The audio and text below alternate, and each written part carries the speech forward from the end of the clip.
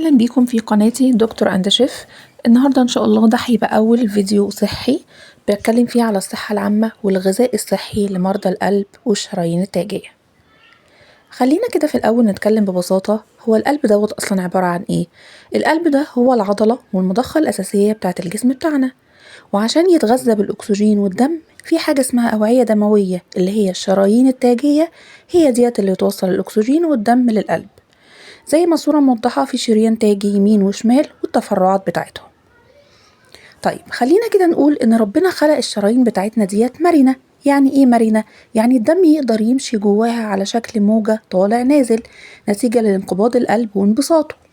طيب لما بيحصل للشرايين ديت أي مشكلة يبقى مش هتقدر توصل الغذاء دوت لعضلة القلب، ويبدأ المريض يحس بأعراض كتير جدا. لو عايزين تعرفوها اكتبولي في الكومنتات. طيب ايه اهم المشاكل اللي بتحصل للشرايين ديت؟ حاجة مهمة جدا جدا جدا اسمها تصلب الشرايين.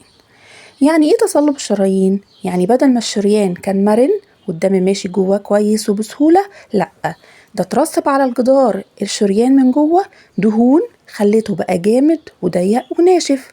يعني الصورة هنا اليمين اهيت في تدفق الدم ماشي في طريقه سالك لان الشريان نفسه سالك، لكن الصورة التانية نتيجة ان في تراكم للدهون على الجدار بتاع الشريان من جوه، فهتقلل المجرى اللي هيمشي فيه الدم، وبالتالي هيؤدي لارتفاع ضغط الدم والأعراض تانية كتير. لو حابين برضو تعرفوها قولولي. طيب ايه هي الأسباب اللي تخلي أصلا يحصل تصلب للشرايين؟ ممكن يبقى عامل وراثي، يعني في تاريخ مرضي في العيلة، أكتر من حد في العيلة عندهم أمراض قلب أو عندهم مرض في الشرايين التاجية. ممكن يبقى نتيجة التقدم في السن، وديت بتحصل أكتر في الرجالة، نتيجة إن هم بيزيدوا في السن شوية بيحصل لهم تصلب شرايين. طيب ايه كمان؟ ممكن نتيجة التدخين، لأن التدخين أصلا بيأثر على المرونة اللي ربنا خلق عليها الشريان والأوعية الدموية بتاعتنا. نقطة مهمة جدا بقى وهي الأكل الغلط اللي مليان دهون، ودوت اللي أنا هتك عليه شوية في كلامي كمان شوية. الضغط العالي والسكر، لأن دي كلها أمراض مزمنة بتحب كده ايه تجيب بعضها كلها. الوزن الزايد والسمنة، التوتر، وقلة الحركة. طيب عايزاكم بس تعرفوا نقطة مهمة جدا، ان التوتر وقلة الحركة دول اسباب كتيرة ان هي بتجيب امراض تانية اكتر بكتير كمان من القلب. طيب لو لاحظنا هنا في اسباب اقدر اغيرها زي التدخين، وفي اسباب تانية انا ماليش دخل فيها، يعني عامل السن، العامل الوراثي، دول حاجات مش هينفع ان انا اغير اي حاجة فيهم ولا هعدل حاجة فيهم. ناس عندها تاريخ مرضي لمرض معين، عندهم عامل وراثة. حد كبر في السن اكيد مش هقدر اقوله لا خليك شباب طول عمرك عشان انت عرضة ان يجيلك امراض معينة، لكن حاجة زي التدخين ينفع طبعا ان انا اوقفها. النقطة بقى المهمة اللي هتكلم عنها هي الاكل الغلط اللي مليان دهون، لان احنا قلنا من شوية ان الدهون دي بتترسب على جدار الشريان من جوه، فبالتالي انا عايزة اقللها. وليه بقول اقللها؟ لان في مقولة مهمة جدا بتقول ان الممنوع مرغوب. يعني ما ينفعش اقول لاي مريض انت المفروض تبطل تاكل كذا، ممنوع عنك كذا، وانزل له بقى بلستة ممنوع ومسموح، هو لا هيقلل ولا هو لا هيبطل ولا هيمنع. يبقى انا لازم اقول له انت تقلل كذا وتبدله بكذا، فبالتالي لازم يكون في عندي بدايل، ولازم نراعي الحالة الاقتصادية بتاعت كل مريض على حدة، عشان لما اجي اديله امثلة لنوعيات الاكل ابقى عارفة هل هو هيقدر يجيبها اصلا ولا غالية عليه. فلازم اكون موفرة بدايل كتير عشان اقدر اقولها للعيان بتاعي. ودي نقطة مهمة جدا يا ريت دكاترة التغذية ياخدوا بالهم منها.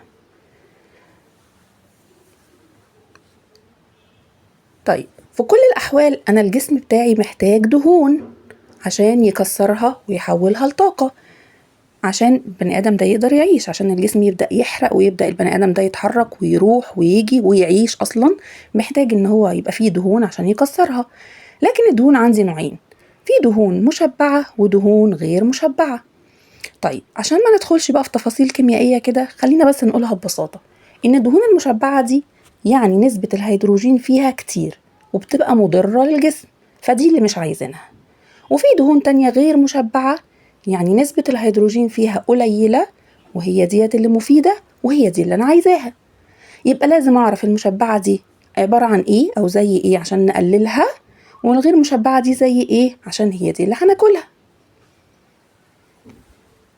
طيب الأكل اللي فيه دهون مشبعة اللي احنا هنقلله مش هنمنعه، زي صفار البيض، زي الزبدة والسمنة بتوع الشركات، زي الوجبات السريعة اللي كلنا بنستسهل وبنجيبها، زي الصوصات الجاهزة كلها، الحاجات بقى اللي طلعت ترندات كلها ديت واحنا عمالين نقلد بس كده وخلاص، زيت التموين، زيت النخيل، الصلصة الجاهزة، اللحمة الحمراء. طبعا اللحمة الحمراء يا جماعة ليها فوائد، عشان كده أنا بقول احنا بنقلل مش بنمنع، لكن اللحمة الحمراء فيها نسبة دهون عالية جدا. طيب ايه البديل؟ الدهون الغير مشبعة. طب زي ايه؟ زي زيت الزيتون اللي يفضل انه يبقى على البارد، زي زيت دوار الشمس، زي زيت الصويا، زي الفراخ بس تكون منزوعة الجلد، يعني أكون شايلة من عليها الجلد. وفي الفراخ يا جماعة مفروض إن الصدر بيبقى أفضل من الورك، لأن الورك بيبقى فيه نسبة دهون عالية. والسمنة الفلاحي أو الزبدة الفلاحي اللي هي بتبقى جاية من عند الأرياف، بتبقى جاية من الفلاحين، اللي مقصود بيها يعني ما هياش السمنة بتاعت الشركات.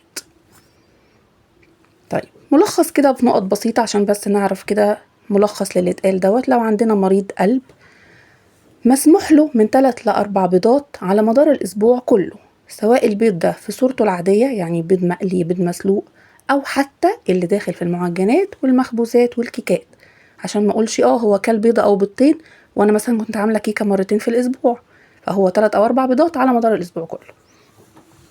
يقلل بقى أكل الكبدة والقلوب والطحال والكلاوي والحاجات دي كلها، لأنها برضو غنية بالدهون المشبعة. زي ما قلنا هنشيل الجلد من على الفراخ، الصدر أفضل من الورك في الفراخ.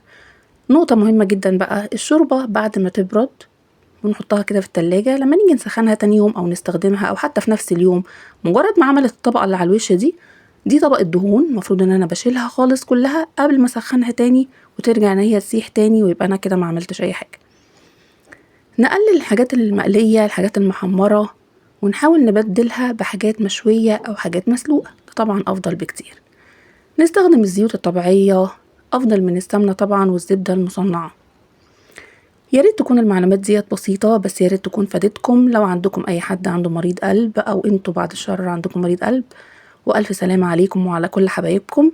مستنية بقى تعليقاتكم، استفساراتكم. لو حد عنده أي تساؤل على قدر معلوماتي هرد عليكم. ويا رب أكون قدرت أفيدكم، ويا رب يكون فيديو عجبكم ومطولتش عليكم. دكتور أند شيف.